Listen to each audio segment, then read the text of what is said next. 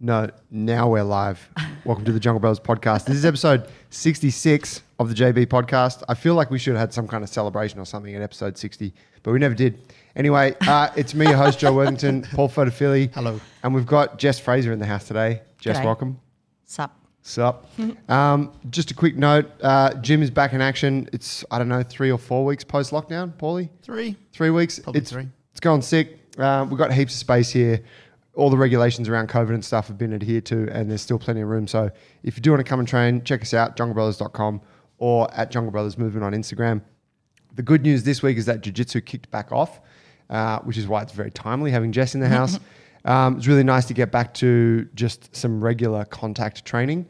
And we have our fundamentals and regular class running 5 days a week, 6 days a week actually. So if you are interested in training jits, come check us out at the same places. Sparring has kicked off as well. Sparring kicked off? FYI, yeah, last night. What were you guys doing prior to that? We were doing shadow boxing, which is just a general term for non-contact striking.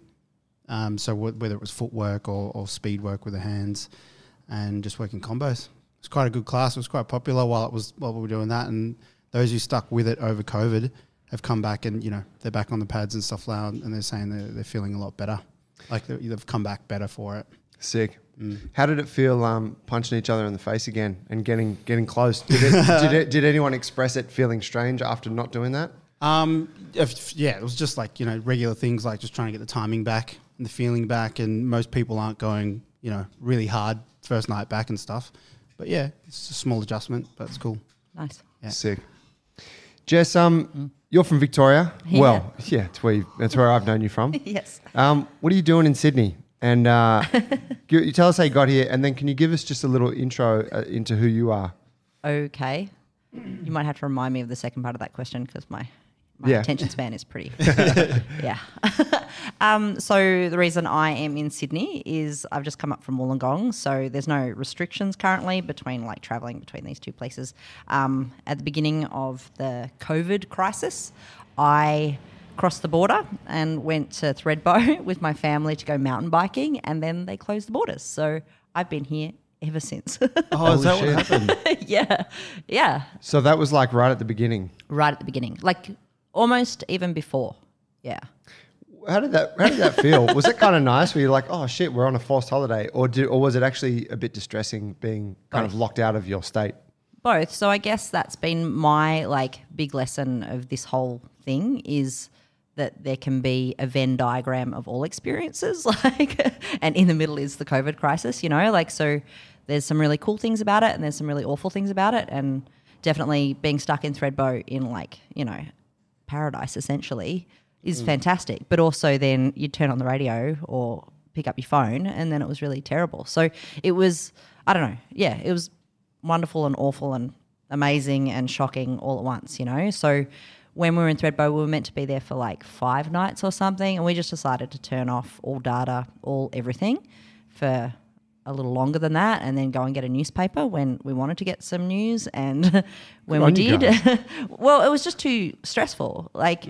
You'd read something, then it'd just be playing in your head and you couldn't talk to anyone about it and you couldn't get any updates. We were all in the same boat, right? So having more information didn't help then because no one knew anything. Yeah. You're just reading about bad things unfolding. Yeah, and that's awful. Lying in a tent, staring at the roof of the tent. It just took me back to waking up on a Sunday at a festival days where it's just all the paranoia hits you at once, So it was better to just switch off and make some decisions after the fact. So when you get locked out from the state, does that mean you've packed a bag for 5 days or maybe a little longer? Well, Do you I get people didn't. to send stuff up or? So when I left, the way that I live in Melbourne is I brought all of my overheads way down so I can live an athlete's life, So I didn't have a car or anything, and I hired a car to leave Victoria, a big car. So when I left Victoria, things hadn't really shut down and things hadn't changed too much. People were hoarding toilet paper, sure, but it wasn't too serious yet. Businesses were still functioning, whatever. Because we closed our gym down quite early, I saw that as an opportunity to just spend some time with my family. So the way that my week had structured over the last I think 6-7 years, I've been touring with seminars and Australian Girls and Gi and like doing events and stuff for my finances. And I restructured that because I got a little bit travel fatigued. So I restructured that into like weekly classes, like teaching at a bunch of different places and making sure I was in one spot quite a lot. And that meant I couldn't travel as much, which meant I haven't seen my family very much in the last year. So I took it as like, okay, cool, I'll just take 2 weeks off and like the other gyms, and I'll just drive up to Thredbo and meet the family, and I'll take all my mats with me. So I've got like 64 squares of mats in the back of this car and like a bunch of gis. And I just figured, well, I'll just come up the coast and I'll sell some seminars, sell some like private lessons, whatever, get some A-gig events going because we could. And like I kind of innocently just drove off into the sunset. Yeah. And I suppose at that point you didn't know how long it was going to be locked down for. Like we honestly thought 2 weeks. A couple weeks. Like that it was, totally innocent. I'd booked the car for 2 weeks. So when I got to Thredbo and they they didn't lock the borders, but they said you'd have to self-isolate if you went home. And like I said about like my setup at home, like I live in a tiny little box in Richmond, quite close to the city, very close to the gym, no car park, no car, like a box, one external window that I share with like 4 smokers, you know? Like so the idea of going back to that kind of setup, I knew my mental health couldn't cope with that, to be honest. Like with no jiu-jitsu, like that lifestyle is totally fine with jiu-jitsu for me. But without jiu-jitsu or without lifting or whatever, it just, I knew I couldn't cope. I knew I wouldn't be able to get through it, you know? So I talked to my family and we were like, well, best case scenario is we stay together because we're already like in our little bubble anyway. So I just came up to Wollongong and we cleared out the band room of my brother-in-law's and I slept in that for 3 months, you know? So, yeah. How many family are we talking in this unit? Is it your immediate family? So my sister, yeah, my brother-in-law, their 2 kids. So we were in a bubble together. Cool. Poor mum, she had a lot of FOMO. You know how mums just want to be in there. So, she was in Canberra and not able to come and hang out with us. But, so that was the 3 months is hanging out with that crew, which was really nice, like really nice. And I had access to, you know, like the coast walks and stuff. So I walked from Wollongong to Bundeena. Sick. Cool. And that's pretty life-changing walk, you know. Like, well, I ran it, but ran what I could. But, it like gives you a lot of time to think and like to see that part of the world and, Yeah. So for folks listening, if you didn't pick up already, Jess is very much in the jiu-jitsu world. Yes. And maybe a little too far. That's how I know Rabbit you, right? hole, yeah. And you're one of the few female black belts in the country. There's 38 of us, 36, 38. I would have to look that up on my phone, but I do have that data. Okay, so that's that's a small amount of, you know, that's a... Yes. It's a prized position to be at. Pretty rare bird, yeah. Yeah. Yeah. How has the jiu-jitsu thing unfolded for you? So you had a gym. Is coaching at the gym, was that your main thing or was competing? You also mentioned A-Gig. Yeah, Australian Girls and Gi. Yeah, which is an organisation you run. I created. Founded, and that's your whole thing. So what's it been for you in recent years? Have you been... Has sort of coaching and teaching been your main thing, or do you mix that with competing and? All of it, all of the above. Wow. How do I explain it all? I came to jiu-jitsu quite late in life, so I started when I was 30, and had a bit of an overview of like how I wanted to do things, you know? Like, so I knew I wanted to make my living jiu-jitsu. I wanted to like make it holistic, everything about my life. But I also kind of looked at the gym setup and the financial structure of them and how people were going with that. And like 10 years to black belt, have to get a good reputation, then build a community, like all that kind of stuff. I just thought, that's tough. So we're talking like a successful 43-year-old, you know, and when you're 30, that's like, it's a bit far. It's a lifetime away. I'd like to earn some money at some point, you know. So like also looking at like real estate rental for gyms in Melbourne is pretty pricey if you like want it to not be like out in the sticks, which like there's, you know, pros and cons for all of that. But for me, no one wants to be out in the sticks in Melbourne right now. No, they don't. It depends on the direction. But yeah, that's true. Like, so yeah, like I kind of looked at it and figured I'd only make money if I owned the building, you know, and I didn't want to get into being the bottom of the tree of a real estate game, you know, like, so it wouldn't matter what I'm selling, whether it's coffee or jiu-jitsu, I'm still just paying somebody else's like lease, Mortgage, you know, yeah. right? Like, so looking at that and like not wanting those kind of overheads and just trying to work out a way, like, I mean, this kind of came later on in the piece, but like trying to work out a way to make money from it. Like coaching would come quite a bit later. It also didn't pay very well. Like, so as far as I can see, like even now I'll see an ad for a jiu-jitsu instructor and it's like, must have 15 years experience, 2 stripes on the black belt, done this, 50 grand a year. And I'm like, oh, what? What do you mean? Like, no. It's like 3 degrees worth of education. You must have a PhD and you can, earn $25 an hour. I'm like, that's a struggle for me. So like, you're obviously not passionate enough about the art. To sacrifice your life for $25 an hour. Well, I have. Like, I'm not. It's not like I'm doing exceptionally well with money. I don't think there's a lot of money in jiu-jitsu, you know. But kind of having that sort of mentality and like overview of jiu-jitsu and how I wanted to be in it. I needed members, but not overheads, and that's essentially what Australian Girls in Gi is. So they don't pay a membership fee. I also looked at what happened with AFBJJ and when they introduced a membership fee to the organisation, and everyone hated them. Like, as soon as they did that, everybody hated them. And from then on, only talks about AFBJJ with like a bad taste in their mouth. So it's the Australian Federation, right?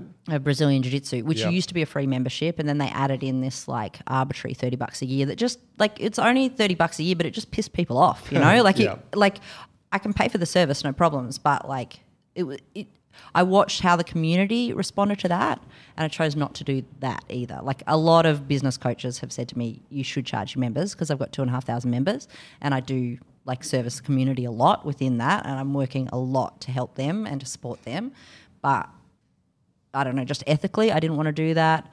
So what I do is like opt-in memberships. You know, opt into the camp once a year. As an event you run. Exactly. It's like a couple $100. You get to go to do that, and then like I like have a little skim off the top, and that helps me pay my rent. And then I do that with events, right? Like, so yeah, that's how I decided to approach a career in jiu-jitsu, is offer events so it's an opt-in. Yeah. Members come because it's my network that I built, but they don't pay an ongoing membership. Yeah, and I don't have ongoing overheads. And what do the members belong to? They belong to it's a Facebook group. What else do they have? So yeah, like predominantly it's an online forum, but they have access to mentors and all of the gear, like merchandise, events, that kind of thing. Yeah, support. That's cool. Yeah. Yeah, I mean, obviously, I've never been a member, right? It's for girls. But every there is men in that, and I'll is there men in that? Yeah. Oh, that's cool. Yeah. Let's come back to that. Yeah. But I find it hard to think of a female that I've met in jiu-jitsu who isn't either a part of it or knows about it and really likes it. Yeah, exactly. And it just has a great reputation, and it seems like such a cool initiative. You know, which, I mean, fuck, we understand this idea of doing something out of passion and wanting to help. Yeah. And then also struggling to make ends meet. Yeah. And it just being this really hard line to straddle. And then, you know, and all those feelings you have of like, oh fuck, I need to make some money here, but then I also don't want to come off as just trying to make money. That's right. Right. Yeah. it's a really fine art. So Very you know, difficult. however it's positioned for you now, like, well done. It seems like you've done an awesome thing. Yeah, it's been pretty amazing. 10 years of it. Wow. Yeah. Dude, that's 10 sick. years, I know. I see the events. So how many people came to your your last event? What sort of numbers are you getting there? Well, we have 16 comps a year. And they're like Decent. Yeah, it's a lot. That's you asked me about it's Hope more than one a month. Douglas. Yeah. Yeah, so Yeah, that's yeah.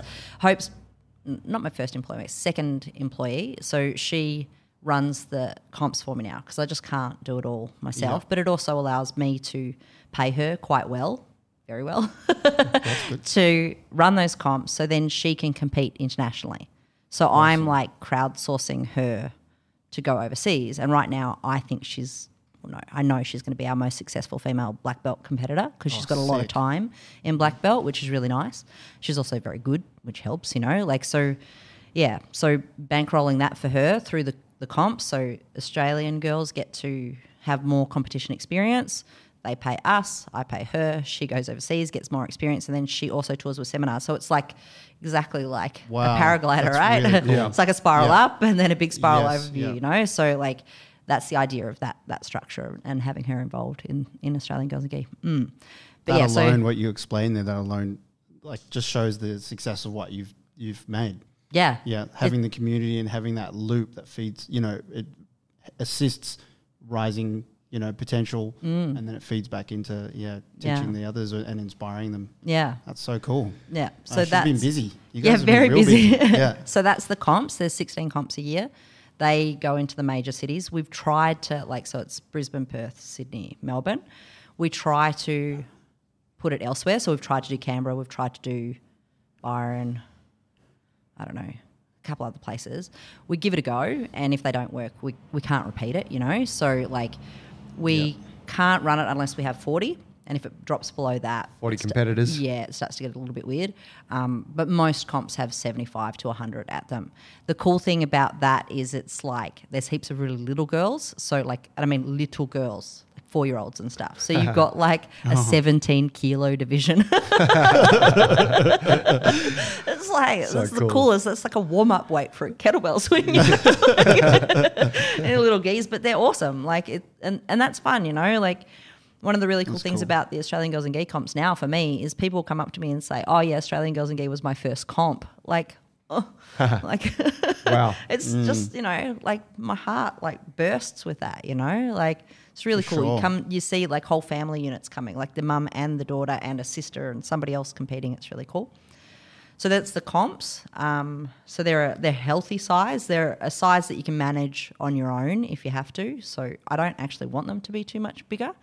They have a really nice in-house vibe about them because everybody's on the same like crew and they've talked to each other online or whatever and they just haven't met before or whatever it is. You know, it's a very different vibe to like a bigger comp, but it's still like they try to rip each other's heads off. Yeah.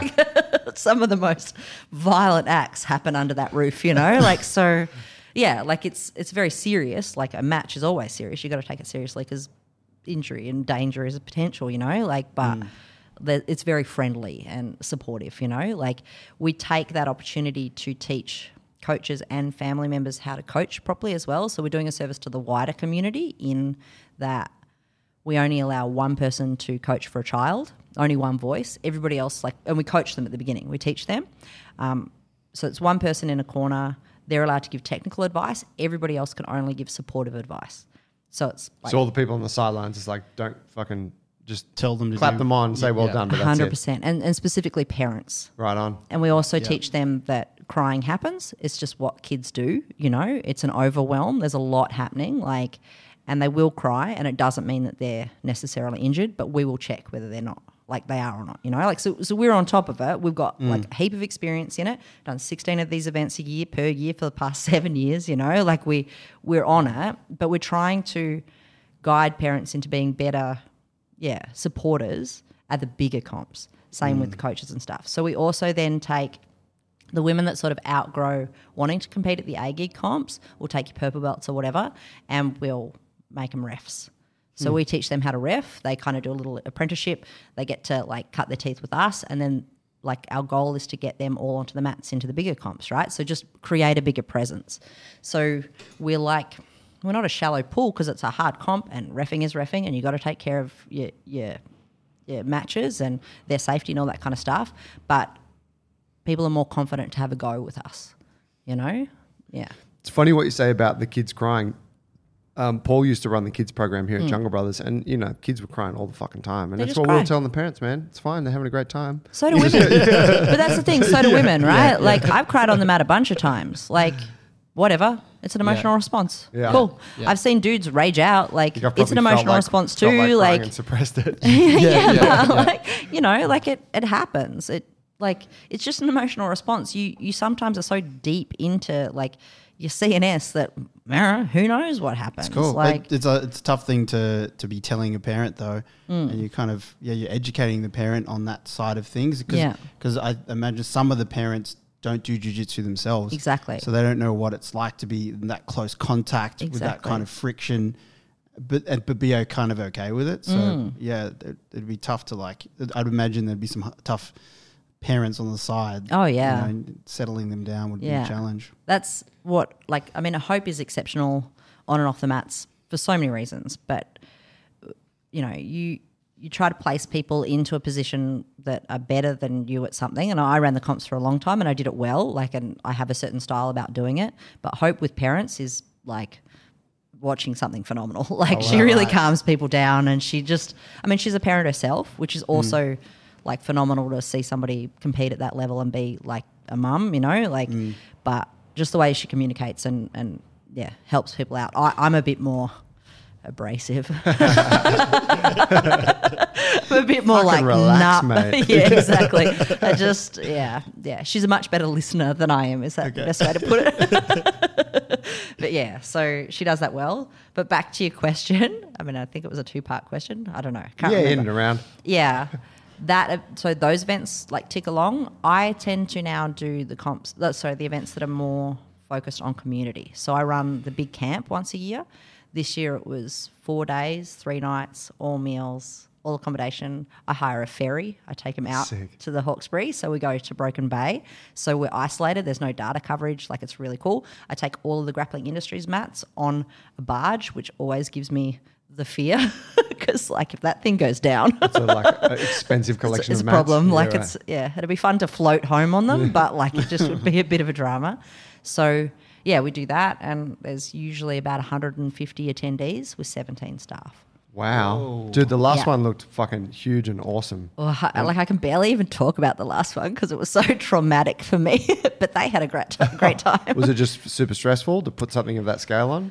No, I got it to a point, so I've done it 10 times now, plus a couple of Bali camps that go for 2 weeks or 1 week, depending on the event. And I've done a couple of winter camps that are about 100 people.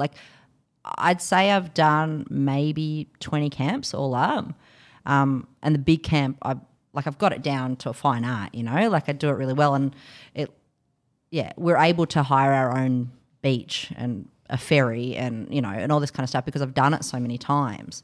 But this year, there was fires and flood, Of course. So I'd set up this camp. This year was the 10th and it was the 10th anniversary, and it was kind of culminated with my 40th birthday. So I've never been able to attend an A-gig event. It's Jesus wasn't a Christian. You don't get to be the dude, you know? It's Have every a good event. time. Sacrifice a little bit for that. But I really want to go to these events. I build the events that I'd love to walk into. And so for me, it was right, this one's going to be for me.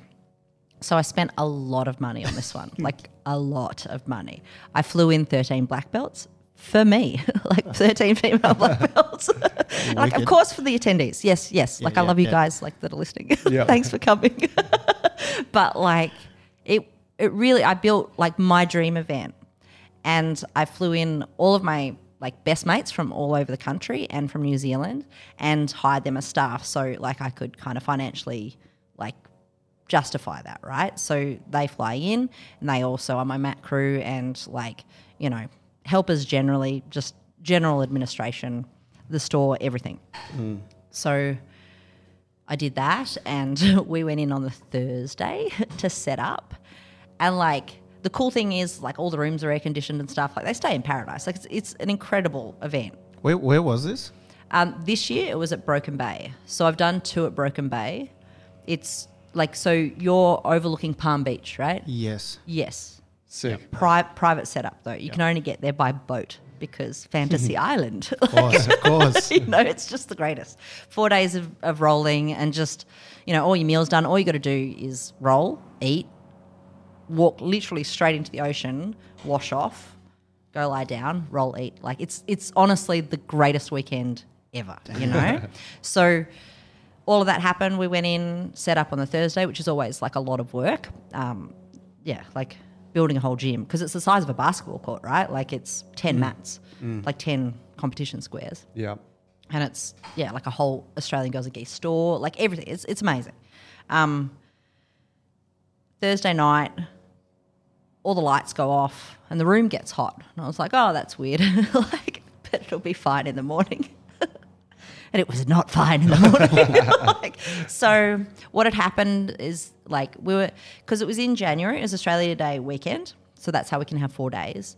God.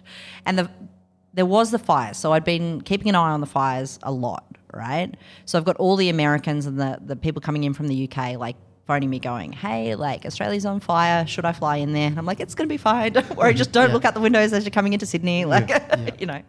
And so there had been an electrical storm that night and we had lost power because there was a lightning strike in the area and there was a bushfire about 2 k's from us. So we had no power. There was a fire on the headland coming towards us. And you're on the tip of it. And we were on the island, right? Well, not on the island, on the beach, right? So I'm told, you need to cancel this event. And I'm like, I can't. Like, I genuinely can't. Like, there's people coming in, you know? Like, and so I'm, like, dealing with the logistics of the venue and the fact that I've got 150 people on a boat on their way to me, you know? And they're like, we have enough power to get us through to midday tomorrow. Oh, sorry, enough backing, like, storage of stuff to get us through to midday tomorrow. But we don't have any power. And I'm like, okay, cool. That's all right. I can sell it tonight, you know? I could, like, just be this, like, bouncy, happy kid. Like, I can sell it tonight. They're going to be so excited because they'll just... trip. Exactly. It's just, at least their phones will still be charged, you know? Like, they'll have a torch. Like, so that kind of vibe. And we'll just have a barbecue tonight. Like, gas barbecue, yay. Like, it's outdoors and you're at camp. So that worked. That was, it was... The first night was amazing.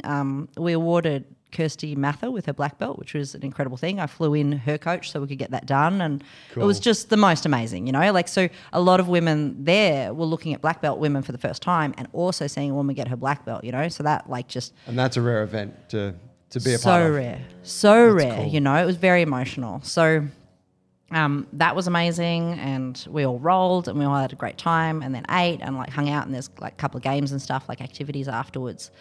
But I have to make the announcement of, like, hey, so there's no power, you know, like, but see you in the morning. And then, like, they all go to bed and I'm still trying to deal with this situation. So there's no data coverage there, right? You have to go 3 k's down a hill to get data coverage. So I was running back and forward to try to get data coverage to build a second event. So we were like, the power might come back on at any stage, but it also might not. So I have to make a plan, like, it might not be coming back on. So what, you thinking go to a different place? Yeah, but boat everyone back this across? event takes me 9 months to build. Yeah, this is what I do with my whole year, you know? Like, it has so many moving parts and so many people involved that I start usually in March and then I'm ready to go. Like, and I almost don't get it released by September for the registration process because it's so big, you know? So I was juggling how you could possibly move it and if I just cancel it and send them home. Thinking about trying to weigh that up, you know, like, financially, massive problem. Also, like, reputation for the business, what it's going to look like on social media, like, trust, like, of my members, you know, like, just, and people, like, a lot of people use the camp as their annual, like, seeing friends and stuff, you know? I have getaway. I have about a 70% return rate. So, like, people use it as their family reunion. I know I do, you know, and they wait all year for it. People have a countdown on their calendars already. That's mad. You know? Like, so it's that kind of event that just, it's a big deal for a lot of people, myself included. So... Tell me the power came back on. I'm on the edge of my seat. I know, it's amazing, right? It cost me a little bit of my soul, but it did happen. So what happened was the next morning, I'm getting information the whole time, you know, from the actual venue, but then also having to do, like, crowd performance stuff, like, hey guys, let's roll. Like, and they're just running off into the background and just, like, having full meltdowns, you know. There was points where I considered just swimming and just Harold halting out of there, you know, like, just not stopping. But yeah, so the next day, I'm told we can open the fridges twice and that's it. because the fridges don't have power anymore, right? Like, so we can open them, get the food out, barbecue it, but we can only do it 2 more times before there's like food poisoning issues. And I'm like, oh, cool. That sounds fun. And then at about, 9 o'clock, they said, also, so the backup generators for the sewerage have failed. So I'm thinking about how many people we have to deal with, feed them, and then also that. Yep. So I decided to move it. They're like, look, the power could come back on this afternoon. I'm like, I don't care. We're going to move it. So we moved it to Narrabeen, to the New South Wales. Move what? Like move the event? The event. Pack your bags, everyone. Fuck. Dude, I'm still traumatized. Like, I'm still like, I thought this was the most stressful thing that could happen, and then COVID happened. So, it's just about like, putting things into perspective. But so we moved it to, is it the Narrabeen Sports Centre? New South Wales Sports Centre? Yeah. Yeah. So I'm on the phones to them, right? It's a long weekend. Of course. They have a venue, but they don't have any food and they don't have any staff, right? And we're on like a beach in the middle of nowhere. So I go in, like announce the first session. Jessie starts teaching. Was it Jessie? Can't remember. Yeah, starts teaching jiu-jitsu. Like I run off. My whole crew, we're just like pulling down the event that's already there. Like all our banners, the whole store, everything. At the end of that session, I go in and announce like, so here's the thing. The sewerage is going to overflow. You need to go and pack your bags. Like you can go shower, pack your bags. There's a ferry waiting for you. So I organised another ferry. Ferry came, picked them up, took them so while they were getting changed and like doing all their stuff, we rolled up all the mats. So we moved the whole event, got onto the barge. I got onto the barge with my sister and like one of my best mates, Dean, who was a brown belt from Perth. We go across back to Brooklyn in the barge with all of the stuff, repack the truck, and we're racing them, right? Like, so we're driving around to Narrabeen. The girls are packing all their stuff at the event, packing all their stuff, get on the ferry. And so the ferry's going to beat us over to Narrabeen. Of course, like, it's a lot quicker. Honestly, it was like the biggest nightmare, but I did pull it off. I was 5 minutes late for the next session. So we had it all set up. Wow. And we're like, so all my staff were like, when the girls got to the new venue, we're like, okay, go and like set up your rooms or whatever, and like we'll just see you on the mats for a bit. Like, and so we kind of like funneled them into not seeing the whole other side get set up. Like then they just went and they got to recharge their phones, and the cool sell was like data coverage in Narrabeen, like so. Yeah, I was 5 minutes late. They were on the mats, but I was 5 minutes late to go. Okay, and your next session is nogi with. Well done. So that was what, like a couple of hours turnaround? 12-hour turnaround. 12 hours to get. I am like in dog years. I probably aged 18 years that night. It was a nightmare. Yeah, but they loved it. Like for them, it was like a second camp. Yeah, like they got to go to a whole another place. And like the kicker of that, like it was really, really stressful for me. Like so, I didn't get to like really play like I wanted to. Like the other camp was set up like I could have just rolled all weekend. But this, it's fine. Like I'm proud of my ability as an event organizer to get through that, but it was extremely stressful, and like me and my mates were just like lying on the floor by the end of that thing. Just like I'm so glad that they are the people they are. Like, of course, they're my best mates. They wouldn't be around me if they weren't like incredible people, but like they really stepped up and just like made me make literal magic happen. Like I've never seen anything like that happen. And like for the girls that attended, they were just like, we're on a boat. Like they didn't care, like they just had the best time. So yeah, like for them, it was amazing. For me, it was a lot. And then that venue, we left on the Tuesday. So it was a long weekend. That venue was 4 foot underwater on the Friday. Oh, God. Holy shit, was it? Yeah. Wow. Yeah, so it was a bad time, and we just like got the perfect window, like. Dude. Oh my gosh! On a long weekend. So that happened. Yeah, I had 4 buses. I had like ferries. I had like barges. Do you have any events experience? Like you started just when you were 30. Were you in events at all? No. Before that? No. Yeah, it was. You just learnt over the years. Learnt over the years. A few comms turned into many comms, turned into camps, and Yeah. My coach is funny. He's like, "What are you going to do next? Like Aggie Yeah. camp on the moon?" Yes. Actually, talk to Elon. I reckon we could. Well, you're like, easy. I've been through hell. Exactly. Yeah, that was a shocking one. You were training all your life for this one event. Yeah, I know. Well done. Like. Happy birthday. Thanks. Yeah, that's rough. Yeah. There was a lot of post drinks happened to No get doubt. back to sanity. Yeah. So But you're it looking was forward to the next one? Yeah, we can't talk about it. Oh man, yeah. Is that the idea that you continue to run one a year? Look, I don't know. I'm genuinely traumatized. I just don't know because I don't know what COVID's doing to my business at all. Yeah. I don't know what it's done to our community. I genuinely don't know, and I feel like the Aggie camp is incredible, and I want it to be like something that people can rely on for sure. I also have an interest in getting back to my roots with it and doing like much smaller camps, like 25 people, and I get to roll with everyone all weekend, Yeah. Be part of it. Yeah, I'm starting to look at what are they called? Like tugboat things down on the Murray. Doing it on the boat On the boat. the whole time. yeah. Like a steamboat Yeah. thing. Yeah, like a steamboat. That's what I'm looking at the moment. Wow. They used to have like casinos and stuff on that. Yeah. One of those. Yeah, like How the good Ozark would that boat. That's what I was be? thinking. Ozark. For jiu-jitsu though, that'd be so much fun. That would be awesome. Wow. Yeah. And you're in a potentially safe haven from bushfires. Yeah. You're in a little bubble if the COVID thing comes back. Exactly. If power goes off, Yeah. You are it'll on be a all right. boat though. Yes. You know, Yes. You're Yeah. isolated. Yeah. There still could be a challenge there. I'm sure there will be challenges. Like that's the thing like- about events organizing though, right? Like the challenge that you prepare for is not the one that's going to come up. And that's what you got to be okay with. And I think that being a competitor prepared me for I was that. going to say, there's a lot of parallels there. 100%. Yeah. Talk to us about your competitive side in jiu-jitsu, like that side of your journey. It was prolific. I am retired. That's it. That's it in a nutshell. Yeah, it was amazing. Like, I've thought about it a lot, and the word experience gets used a lot. Like now, I use it a lot as a coach. Like, you just got to get out there. You like just the experience, whatever. I don't think people qualify what their version of that word means. So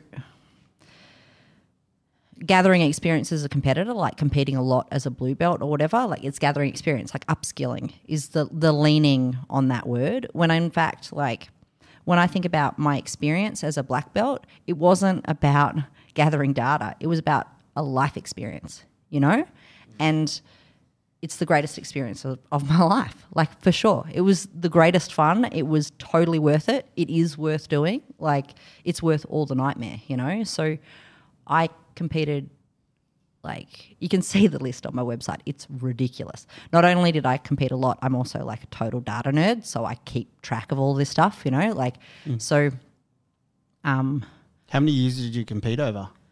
like every As soon as you started? Yeah. So I started Yep. 10 months in. Yep. And I won all 4 gold at the Pan Packs. That was my first comp. First year. Yeah, wow. But it also anyway, that was the first comp. And then I think my second comp was the ADCC trials. I came second. Holy shit. Yeah. Wait, at white belt or blue? Blue. Wow. Yeah, I'd been blue for like 2 weeks or something. Yeah, okay. Yeah, and then Which I came is basically second. like the hardest comp. Like ADCC trials is Yeah. one of the hardest comps you could enter, right? Yeah, I didn't know the rules. Yeah. Nah, none of that. Different And rule set to standard And you're in jiu-jitsu. against all belts, right? And it's 60 and over and 60 and up. So I was 68 kilos at the time, and so I had to lose 8 kilos for it too. So like early into my career, like competing in rule sets I didn't understand against purple belt girls and doing big weight cuts and stuff, like a lot of stuff happening there, I came second, but I won the final, and that's because of the rule set. Because there's not points in the half that I scored points in. Oh. What an idiot. Yeah. Wait, so you won the final? Well, theoretically. On the scoreboard, it would have been 10-4. Right. Yeah. But your points didn't count. Nope. Yeah, right. Yes. And that's the rule set. It's 10-minute match, 5 minutes of no points. That's right. 5 minutes with points. Yeah. What's your So I idea just with went. that? Oh, because I'm new it's to this. too like it's too foster like activity action in the first half of just like smash. Yeah, finish this fight, or otherwise you're going into the next half with somebody that might just play strategy. Okay, right.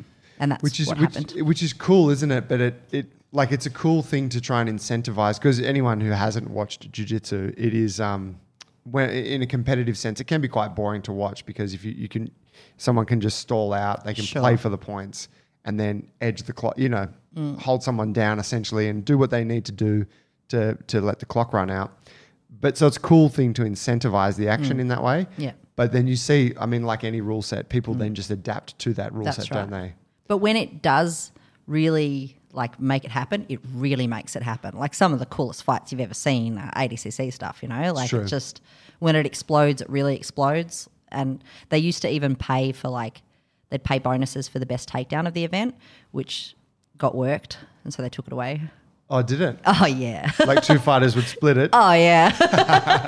Which is smart, but you get some good highlight reels for not real reasons. Yeah. But yeah, so Cheeky. that would have been my second comp. And that was the first time I'd ever experienced, because I didn't really have comp experience, right? Like I'd had a bunch of matches at Pampax because I had four divisions and a bunch of girls, whatever. But the ADCC trials, definitely the weight cut, what I know now through experience is the weight cut really messed me up. And so I gave up. And it was the first time I'd experienced that, like fighting. And when you're fighting someone, you've competed a lot, right? Like you're fighting someone and you feel them soften, and I swear you eat their soul in that moment. Like you become like 80 times stronger and like ready to go, and they're at their weakest. Yeah. Because you've mentally broken them. And I did that underneath this chick. Like I softened and was like, I don't want it as much as you do. That happening early in my career was probably the most valuable thing that's ever happened, because I just refuse to feel like that ever again. I refuse that feeling. It was so disgusting and so foul, and like, no. Never again. So that happened really early, and then I just went like nuts. I think I did, I don't know, something like 60 comps over the next 3 years or something like that. Holy shit. Holy shit. And I went, and I started traveling, right? Like, so I hadn't really traveled before. I'd been to I'd been overseas. I'd lived in London, but Australia I hadn't. So I'd been to like Sydney, been to Melbourne a couple of times, maybe 3 times, but I came from Canberra and I hadn't really travelled, like a bit of South Coast, whatever. And so my first trip to Darwin was for the Nationals. So I started travelling Australia for, that's cool. Jiu-jitsu. And I did it by myself. I did predominantly, I can't really think of too many times I had people with me with my competing. So I competed a lot. I went through my belts very quickly because of that. And I think that people don't, like a lot of people talk to me about how fast I got to black belt, and they Which don't. is how long? 6 years. 6 years. Yeah, Yeah, it's incredibly quick. really quick. Yeah. And I medalled at black belt too, so I'm just qualifying that. Yeah, I mean, the proof is in the Not pudding, right? shit. Yeah, but like Love it. a lot of it has to do with that, like almost every seminar I do, people ask me about that. They want that. Everybody wants to be better than they are and much faster than it's available. Like what's the secret, or how did you do it? 100%. Right. And nobody asked me about that. They want to know about the training. They want to know about like, what did you do? How did you drill? I'm like, you know what? I went out and I like faced the fire very often. Yeah, Very often. Yeah. Yeah. Tell me, because like even I'm guessing we were probably on a similar kind of timeline. I can't remember when I started training. Maybe it was, I don't know, it was 11 years ago, right? So it was like 2009. I was 2010, April 2010. Okay. Yeah. And so like even I would go to comps at any belt, and I haven't competed for a long time, but I would go to comps and there would be no one in my division. And so, and I was like a middleweight guy, which, you would imagine is one of the more populated divisions. Depends on the belt, but yeah. Yeah, totally. Yeah. So how, I'm guessing for a female, there would have been even less, there's less females in the sport than there is males. So did you find like, what would happen with that? Would they combine divisions, or would you a lot have of to, combining, a Right. lot of combining. Yeah, But right. that's great for me, you know, because I like, and this is said with respect to everybody that was in the sport at the time, but the pool wasn't very deep, you know? Yeah. So I saw that as an opportunity to be able to set a better standard or a higher standard and expected a lot out of myself. So I wanted to fight the men, and I had a couple of opportunities to do so. Yeah, I don't recommend it, but like, Wow. you In know, competition, yeah. you fought a couple of dudes in comp. Yeah, I did the South Australian state titles at blue belt 66 kilo men's division. Holy shit! How did that go? Oh, yeah, all right. Like, no gi was better than gi. Yeah. But, you know, like, I didn't win, but I didn't, like, die, you Yeah. know? So that's all right. That's like, but, like, before me, Mary Ann was doing that for a really long time. She was fighting all the guys across Victoria. I don't think there's a black belt dude that you could talk to in Melbourne that doesn't have a story of Mary Ann kicking the shit out of Really? Yes, at competition. Jesus. Yeah. I don't know Marianne. You will. Yeah, You'll right, look I her would've up seen and you'll her. understand. I think she was. Yeah, she was around a lot longer, like a lot before me. Yeah, Right. Yeah, she's very good. Yeah. Okay. Yeah, Beast. she's also like bigger, like so she's more like closer to 80, maybe 78 or something. So she could hang with the dudes in a different way with physicality. Yeah. Okay. Yeah, and very strong. Like she's a beast. What Yeah. were you mostly competing at around 65? I was always lightweight, so I was 61, 64 in the gi, always. Yeah. And there was a bunch of us. So to answer your question, it was different back then for a bunch of different reasons. There was only like the nationals and Pan Packs, Yeah. like any state titles, right? And we all went to all of them. So all of the girls would go. So in fact, my purple belt division for Pan Packs was the open weight. I had 4 fights. So it was bigger then Wow. than it is now because of market saturation. So Yeah. like though guys have got this really great opportunity with heaps of comps and it brings the price down for them and it gives them different opportunities, it's actually kind of killed our comp scene because we can't all go to the one event. Like, so So it spreads you thinner. it does. Yeah. And there's not enough of us to make that work. Yeah. So right now there's actually less women in a division than when I was coming up. That's super interesting. Yeah. So, but also my first Pan Packs, it was white belt division, and then blue to black. Fuck. What the hell? brutal. Like, it's so brutal. Like, you get your blue belt and have to face like a brown belt. What is that? Yeah. Like, that's a nightmare. So the next year, I went as a blue belt, but they had changed it. So it was white, blue, and then purple to black. Right. But even like coming up, so I've been to Abu Dhabi 4 times. I've won the trials 4 times. My second Abu Dhabi, I went as a purple belt and it was merged purple to black over there. Oh, wow. And so you're fighting trials winners, black belt trials winners. My first match was, no, that's a lie. Yeah, no, my first match was Mackenzie Dern. Holy shit. Sweet. Like just, the GOAT as a black belt. And I'm a Currently purple fights in belt, the like UFC, long-time black belt. only chick to beat like Gabby. Multiple-time at world black belt. champ? Multiple. Yeah. Yeah. So I faced her as a purple belt, which How'd was you fun. go? Oh yeah, ace. I'm really good at like setting up a meme of myself in her bow and arrow joke. Yeah. So there was that. But then I say that and that happened. But what also happened in that comp was I fought the open weight the next day.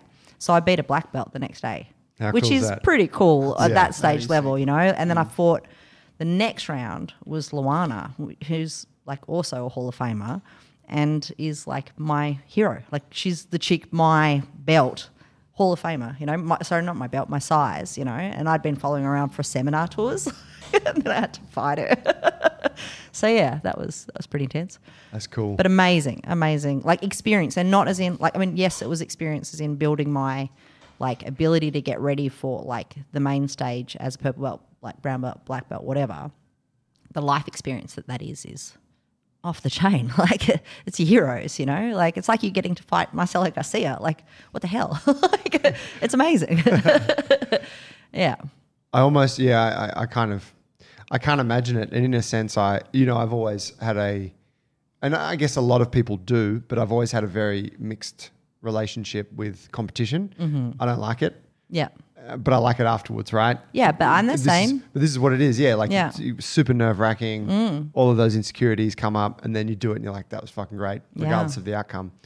But, you know, I do, like I look at, say, what you did, and I think, man, that's, like to put yourself through that for such a long period of time, that is taking on a lot of kind of pressure. A lot of pressure. Yeah. Yeah.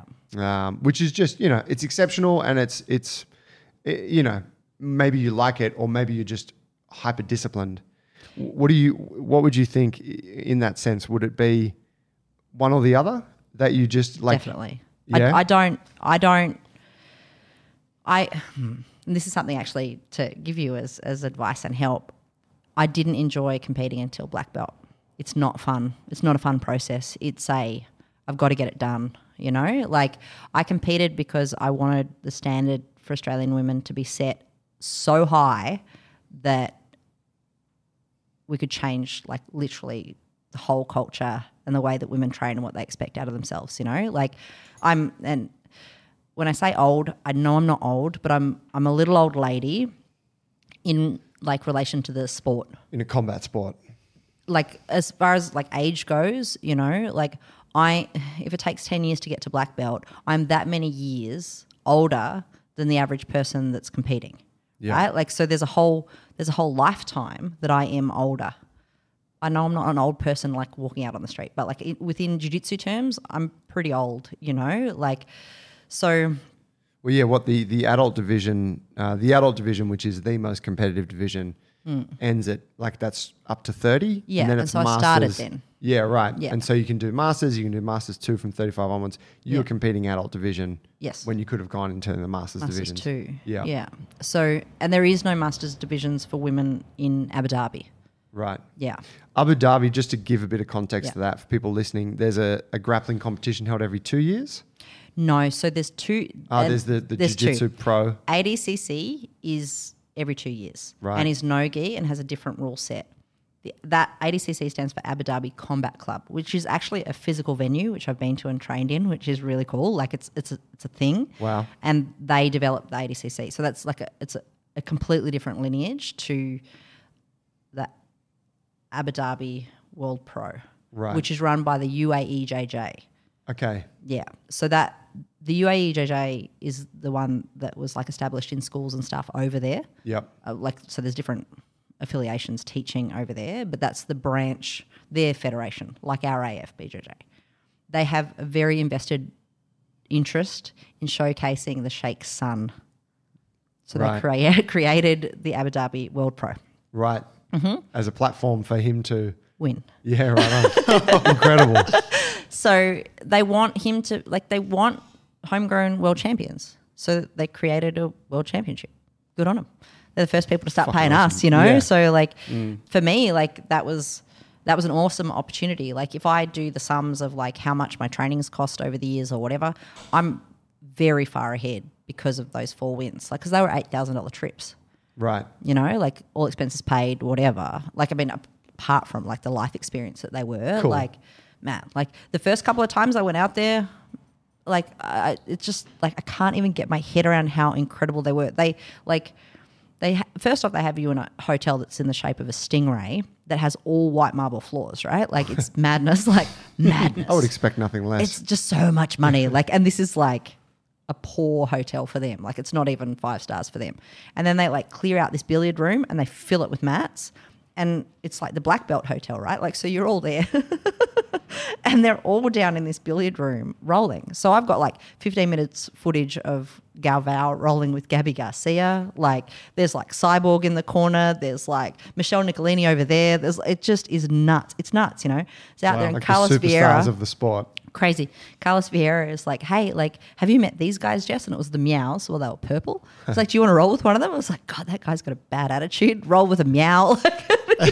Ripped my face off. It's just what are these people, you know? Why won't he look me in the eyes? But amazing experiences, you know. Anyway, I've gone off track. I have no idea where I am. But no, so that really was that's I guess one of the only comps where you need to qualify. So there's a trial every year. Yeah. And if you win the trials, you get the all expenses trip paid. Well, the structure has changed a lot. So when I was going out, it was, I think, a much better deal. you win your division, you win the open, you get a ticket. If you're the Right. best, you go. Now it's a point-based system, so like you can kind of just enter a bunch of comps. Oh, okay. Get This is why you points. see a lot of people traveling to go Yeah. to different comps and Yeah. yeah, right. So it used to be like heaps more like Kumite feeling. Yeah, You know? Yeah, this is the Like- one. Yeah. Like it was Man, really fun. I think I remember competing in the first. I think I remember competing in the first one of the first trials here for blue belts. was that in the hot? Oh, Set the hottest. down in Caringbah. I don't know. It was a basketball center that was the Yeah. hottest, and they were like 8 hours late on the schedule. Yeah, it was fucked. Worst day Alex Prates ever. was running it. It was so bad. Sorry, Alex, you're amazing, but that was Legend bad. guy. But it was The worst. it was awful, man. And I remember in that division, I remember I'm pretty sure that Kit Dale was there. Would have been, But yeah. no one knew who yeah, he was. yeah. And Richie Walsh, who Yep. fought in the UFC, Yeah, he yeah, was yeah. there. And they were in my division. Oh, nice. And I got cleaned up in my first match by Zane, who's a guy from Alexandria, Grace Zane Saliba. Yeah. Who was like, I don't know, 10 kilos heavier than me, but also just a way better competitor. Like he just fucking smashed me. Dang. I came off the mats and my coach said to me, "Congratulations, you just gave away your ticket to Abu Dhabi." Oh. Yeah, I was like, "Oh, thanks, coach." So you can see the point where his heart rips in half. I was kind of like, I don't give a fuck, man. I'm done. But yeah, it was so competitive, and I believe Kit won, and it He was would've, like, yeah. and then that was the beginning of people coming to learn who Kit Dale was, who was this character from Victoria. Because he went over and he did really well over there as well. So that year was the year that it was still over there. I think they used to fly him over for 2 weeks then, and they did no gi and gi, which is probably why people are a bit confused between Abu Dhabi, like as a world pro, and the ADCC comp, Right. because they've both got Abu Dhabi in the name or whatever, but Yeah. they no longer do no gi. Okay. So the Abu Dhabi is just gi jiu-jitsu. Mm-hmm. That's cool. It's easy to understand. Yeah. And it's a slightly different rule set. Like it definitely lends itself to somebody like me. Like, so the last time I went over was my debut as a black belt on an international stage, and it's shorter matches. They're like 6 minutes or something. So in the finals or whatever. So that's a lot better if you're 38. Yeah. than your 10-minute matches. Man. Yeah. It's funny, 10 minutes doesn't sound like a long time, but if you've ever done jiu-jitsu or combat, like if you've sparred, Oh man. 10 minutes is a fucking lifetime. Yeah, and you have to prepare then for 60 minutes because you might have several rounds. Yes. Which is a nightmare. Plus overtime, right? Yeah, exactly. Yeah. Like, yeah. And you're at the highest level at that point. So it's not like 10 minutes in the gyms. Like everyone's there going as hard as they can. Yeah. My last comp was the No-Gi Worlds, and I had to get prepped for 10-minute matches with 20-year-old girls at black belt. That was hell. Actual hell. Yeah. So tell me, so through all of that, and obviously combat sports, jiu-jitsu in particular, high risk of injury, takes a toll on the body. I can't see Jess's fingers, but she's got you got some. I see you looking at them occasionally. It's like so capturing. Like I'm like, I oh. know, it's shocking. Like I know that other women have the experience of dudes like tit checking them, like looking down at their tits, but I get guys finger checking me, like they, like I know they're distracted by it, and it's Shows your fingertips. yeah, they're pretty gross. They're pretty out the gate, man. But I mean, I'm always fascinated by the calluses on jiu-jitsu fingers. Yeah. Because you end up with these funny calluses on the fingertip because of the gi. Yeah. So it looks like you're developing arthritis, which you are, but I that's am. happening underneath the surface. No, but I am. So I You have, people see my hands and they freak out, but I have like a family predisposition to this. I also started the sport late. I also don't really give a shit. Like if I get collies or whatever, I'm like I just don't care. I love the sport enough. I'm not really I don't know. It's not about not being vain or whatever, but I just don't care. Like I'd rather my hands do what they got to do than look pretty. But it also becomes, I mean, I'm sure it's a badge of honor as well, right? Like it tells a story somewhat Not of for what me. you've gone through. I don't feel like it in that way. Like I don't love them, Right. but it's like it just is what it is. And every hand doctor that I've gone to, once they calm down and go like beyond the what are you doing, to you need surgery, I don't know. I don't know. I don't care enough. I don't care enough about that sort of stuff. But I don't love it. And I know that there's pain ahead. But it is also like for those like that have seen my hands, they are really bad. Like they're exceptionally bad jiu-jitsu hands. It's not definitely coming your way. So these are like, I can't remember, it's either Bashord's nodes or I think it's Herberton's nodes. It's an actual like specific arthritis. Right. That looks worse because of jiu-jitsu and everybody thinks it is, but it's, Okay. yeah. Don't worry. They're not coming your way. Yeah, look, you're damned if you do, damned if you don't, so whatever. Yeah, they're pretty gross. How do you tell me how you know, as a lighter weight person, you came and trained with us on Wednesday night, Yeah. right? Yeah. Thank you for that. That was awesome. Thanks for coming. Yeah, it was a really pleasure cool. to have you here and a couple of mates. Yeah. How do you stay on top of injury and keeping yourself healthy? And, you know, is there a secret there? Is there something that you've done? Because obviously for it is a largely male dominant sport. Yeah. You have to train with a lot of heavier males. Yeah. What's your thing? Okay. So different phases, like 30 feels very different to 35. 35 feels very different to 40, like, and exponentially so, you know, like it's like, 38 to 40 is very different from say 32 to 34. Like I feel a lot different, you know? And so the plan has had to be different the whole time. I think that strength training has been pivotal for me. Basically, like if there's like laws that I have to live by, I can't do jiu-jitsu unless I'm lifting. Like it's just, it doesn't happen. I get pretty excited occasionally and just want to roll, and I roll so much that I'm so tired that I can't lift, and I'll do that like for a couple of weeks, and then something will always pop. Something always pops. Like it's like, oh yeah, 3 weeks, here it is. Yeah, great. Like I've lost my bicep or whatever's happened, you know? Like so I have to. It's like sleep. It has to happen. And I've done a lot of it, and I think that without strength training I couldn't have stayed on the mats, and I won't be able to stay on the mats. So it's just a 2-for-1 deal, really. Food, rest, all that kind of stuff, just staying on top of that. Try not to drink too much alcohol. I think that booze can really mess you up as well with injuries. I don't know. Like, yeah, I've always had people smarter than me helping me with that stuff. Like, so obviously I'm like a big part of like Bulletproof for BJJ program that you're a big part of, a bigger part than me. But yeah, like, so me and JT have worked together for probably 5 years. And his main task with me is usually in day-to-day life to slow me down a bit, because I can go a bit gung-ho. Like I've always had a thing where I feel great at the time and I cannot gauge. It's like I'm dyslexic for it. I cannot gauge how much that toll or tax that's going to have on my body later on. Like I actually can't work it out. I'm much more completionist in like, I'll wake up in the morning and go, okay, cool, today's going to be a 10K run because I've got this left on Strava to get done, and I have no idea how my body's feeling, you know? Like, so I can really mess myself up. Like even the other night, I came and rolled here and I felt totally fine the whole night. Like, yeah, you whinge about how tired you are and stuff, but like I was actually totally fine. It wasn't too much, it wasn't too little or whatever, but I went home and I slept for 14 hours, you know, like, and then I rolled for like maybe half an hour in the afternoon yesterday, and then I went home and slept again. So I'm wrecked. That was too much, but it didn't feel like it at the time, you know? So fun. Yeah, but it is so fun. But that's like, you know, even the last 48 hours is a great example of what happens. Is I was meant to lift last night as part of my training to keep me structurally sound, and I was too tired to do it because I rolled. So like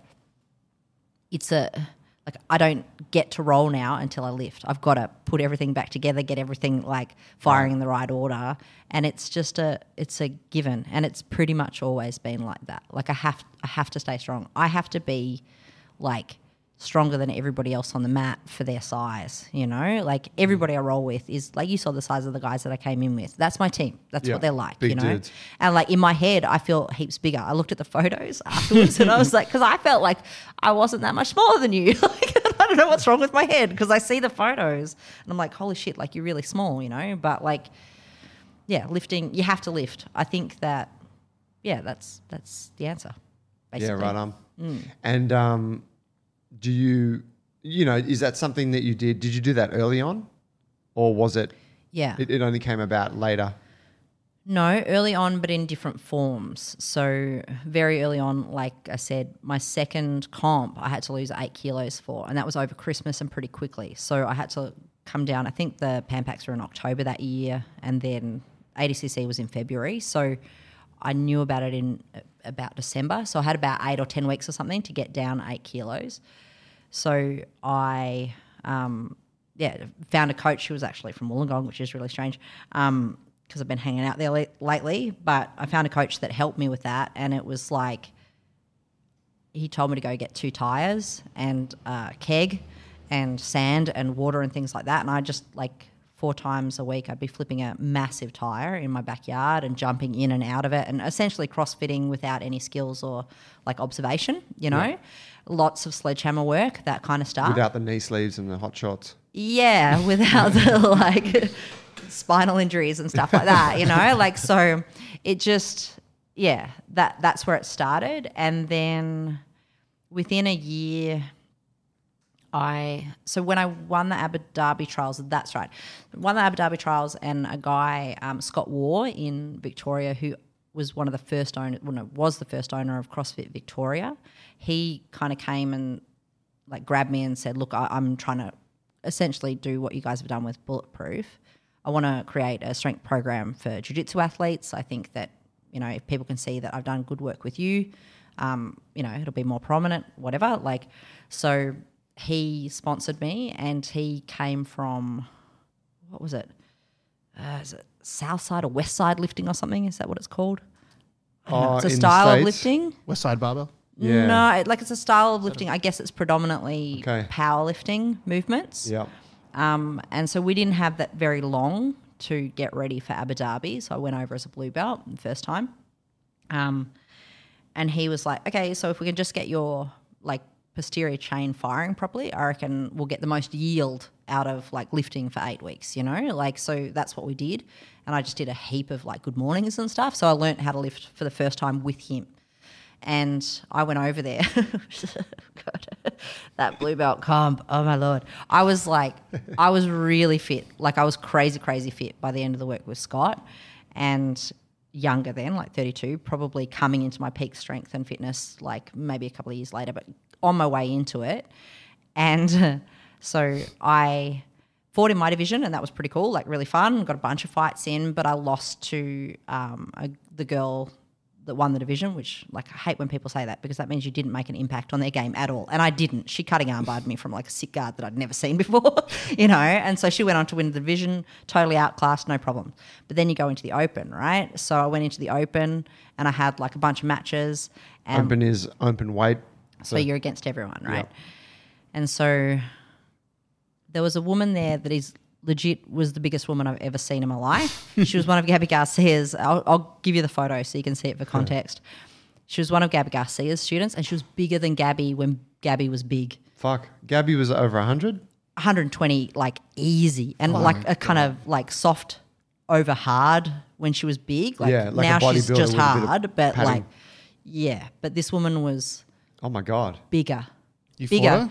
Yeah, and so I had that thing where I was walking out and someone gave me that sad tap on the shoulder of just have fun. I was like, Play your game, Jess. What do you mean? Just to have fun. And so I went out, and I think she might have been injured before her match with me. Okay, and that's not great and not fun for her. But so somebody had said to me, just don't play underneath. And I was like, yeah, no shit, don't play underneath. I will actually die. So I went out and grabbed her, and I grabbed collar sleeve, right? So I'm shaking her and trying to angle out backwards to essentially get her to step so I could arm drag or something and just fling off the back of her like a rodeo. And so I've grabbed her collar and sleeve and I'm just shaking it like you do a, how do I explain? I'm shaking it like you would do, hi, there's a social media moment. Sorry, I shouldn't actually referenced it. But like a sledgehammer, right? So I'm shaking that kind of crossbody trying to get some reaction out movement, of and she just starts yelling, Paru, Paru. And I was like... Stop. And so I keep shaking her arm, right? And so the ref calls it off, and I fully pulled her arm out of its socket, standing. It's not jiu-jitsu, it's just full CrossFit. Just get this and I'll just pull it out. which is like it's awful. Elbow or shoulder? Shoulder came out. Holy subluxed. shit. Yeah, Wow. which That's is great. like it's awful, but it's great. You know, Yeah. like it's two at the same time. Like I really never wanted to go to the ground with that woman ever, and I'm sorry for her injury, and it's real bad. Like that's not fun for her, but thank God, you know. Like so, that was a CrossFit win for sure. And then I think I won the next round. I don't know, but I ended up with bronze, and it was like really cool. Like that proved to me that you could like do a lot internationally, you know. So yeah, so that was my first strength training kind of like seriously. So it's always been in there, and then in purple belt, what happened? Oh, that's right. The Pan Packs 50-50. I'd never been in 50-50 before, and I did my LCL. So, which is pretty like standard. 50-50 is a type behaviour. of guard. For Yep. anyone listening, it's kind of knee heavy, leg heavy. A little bit LCL heavy, and Yep. so I did my LCL. It disappeared, and that was not fun. So, my rehab for that was straight-legged deadlifts, right? Like, so first just stepping up on a box like a million times a day, and I was like, because I busted my knee and it was like right at the end of the season or whatever, like me and my sister just did Summer of Guns. So that was the summer that I learned how to do chin-ups, and I did a lot of chin-ups. And I didn't really realise that it was going to be a lot of back, not just arms. So I got this really wide back. Oh, yeah. Which is Who like, doesn't want that? sure, but until you learn how to actually like use it in your body and not just like work from your traps, you know, like it just, anyway. And so I did a lot of deadlifting that summer, and that's always been my favourite lift ever since, you know. So yeah, it's always been in there, whether it's been rehab or like prehab or whatever it is. And then by probably brown belt was like a bad time. Bad things happened. I didn't lift enough. I got terribly injured. Learnt my lesson. And then after that, when I was coming back from that, like I just fresh got my black belt, JT found me and changed my life, which was cool. That's yeah. cool. Yeah. Yeah. So that's how it works for me. What about in specifically when you go into rolling in training and you're about to engage with someone who's heavier, stronger, bigger? Is there something you do from a technical perspective there, or do you just kind of have trust that you've prepared well and that your body's as good as it can be and you just roll? I have like a system. I have a system depending on who you are and what your body type is, what your belt is, what we're playing. So to explain that a little bit better for listeners, I guess, in no-gi, I don't fight people I don't trust and know. Like I'll roll with them, but I just respond to whatever you're doing and deflect and stop you and stop you and stop you. Like I just don't let you do anything. I don't actually engage or try to chase anything. So it just depends on who you are, like, and what we're doing. Like I don't sub blue belt dudes that I don't know the first time we roll ever. Like it's a not thing unless it's right on the timer. Because of the blowback? Because of the second wave. Right, yeah. Because like you roll with them, you sub them, and this is like 100% strike rate for a new blue belt that's never met me before. You roll with them, you sub them. It's going to happen. It's my belt. It's not my gender. It's just my belt. Like that's like if you're a black belt, like dear blue belts, when you're a black belt, if you're not subbing the blue belts, there's something wrong with you. So don't think that there's something wrong with you when I sub you now. Like that's just how it goes. That's the sport. So like if I sub them, something in their brain tells them that they were going easy on some level, that like that's the logic they go to first. And it's only because it's in that given moment. It's not because they're being a jerk or like whatever. It's just in their logic in that moment. They think it must have been me that made that happen. It couldn't have been her that made it happen, because it's all self-focused at blue belt, right? Like, so yeah, so I just don't, because that second part of the role is like the worst nightmare, like of fury. hell. Yeah, it is full fury. So I only do if it's right on the timer, because I don't want to do it again. But yeah, but like as far as like actual like approaches, yes, I like. It depends on, oh no, like there's so many things. It just depends. Like it depends on the human. I'll roll onto my back, essentially like a puppy. And if they come at me hard, cool. I'm going to shut you down right there. I'm going to grab every grip and just shut it down until I can establish, and then like move forward, you know? Like, but I tend not to grab people and tap hands and come on top straight away, because my top game's like pretty good. And I can't playfully play top game. like I'm passing you guard or I'm not, you know? Like if I dick around, like you can kind of dick around in guard, like you can play with the lower belts in guard and just give them something to play with or whatever. Half let them pass, change your grips. Yeah, but half letting people, like any good grip establishment from a guard on you if you're passing is not playing anymore. It's a threat. Yeah. So like, yeah, it honestly, like I've got a lot of process, but it just depends on you and how you approach me. So it's always in response to your body type, your size, or whatever. But like I'll evaluate things. Like it's a little bit like bringing one of my friends down the other day. Like he's a brown belt, he's an MMA fighter, he's very young, he's very fit, he's very ready to go. Like he's a black belt in judo. And of course, like for me, if I didn't know him, that's my worst nightmare. I would not roll with that man for the first time. I'd watch the whole mat roll with him first, you know, and then I'd check out whether he's like intense or not, you know, like, and even then, like to protect myself, if somebody really wants to come at me, I just don't fight them. I just stop them. That's all I need to do, you know, like, and sometimes that's enough to show people the magic of jiu-jitsu. Like they can't do anything to this little old lady and they're going full throttle. And then later on, I see them assess, like, I went a little bit ham there, like how embarrassing, you know, and she's just like off giggling in a corner, you know, like, so yeah, it's a lot of assessing is my best trick, I think. It's cool. It's very intelligent. Yeah, otherwise you get smashed. Yeah. Yeah, you talking about the feisty blue belts. I remember being one of those. Yeah, I was one of those too. Yeah. Like, man, I was awful. I wanted to kill people. It happens. Everyone's the I'm same. awful. Paul's a blue belt, yeah. That's nice though. Maybe you're part of the new wave. I think back in the day it was like, I'm not a white belt anymore and I'm going to kill everybody. It was 10 Well, years you're ago. trying to prove that you're like, I don't know. It's a funny thing, isn't it? It's your first rank. It's You're kind of trying to prove I I've stepped feel into like this. the culture has changed. I feel like 10 years ago it was different. Yeah, right. It was just like more like hazing. I will just smash you because I can. Yeah. And I don't feel that energy in mats anymore. Where's the energy gone to now then? What are they doing? I just think that there's more mums and pops in jiu-jitsu, you know? Like kids do it. It's less like, of a fight club. It's more of a martial art. Yeah, totally. Like I think it's a family sport. Like, and yes, you can go to comp classes or whatever, but it's almost like the comp classes have moved themselves out of like the mainstream classes because they want that intensity anyway, or they're different sessions altogether.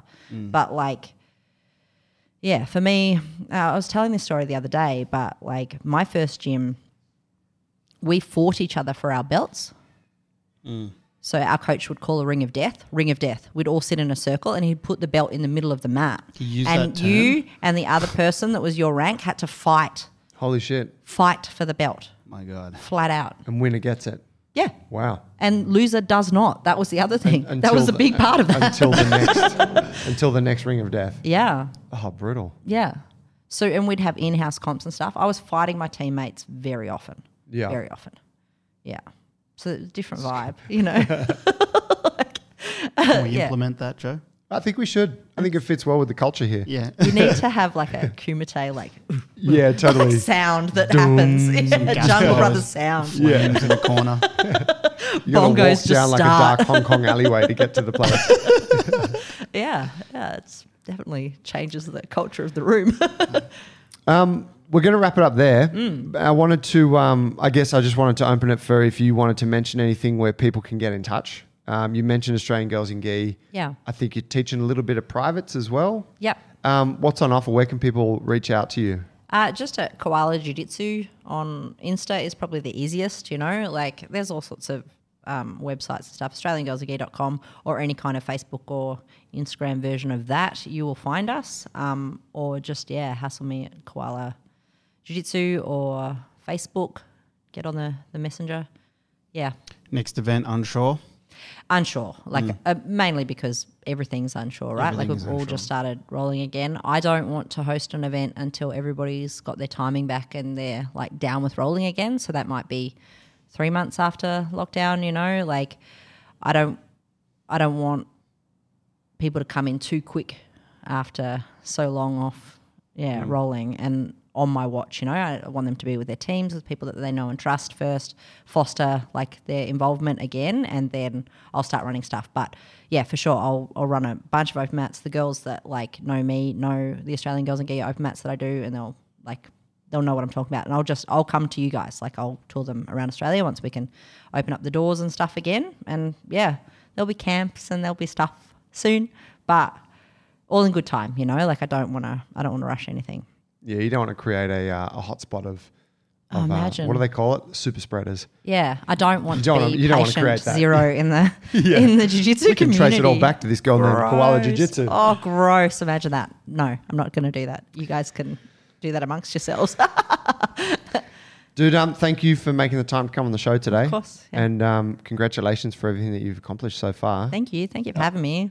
Yeah, I'm excited to see where it goes, from here with A-Gig and stuff. Yeah, thanks. And hopefully we'll have you back on the mats at some point. Yeah, I'll come up and roll for sure. Legend. For sure. Thanks, Jess. guys. Thanks a lot. Cheers, Paulie.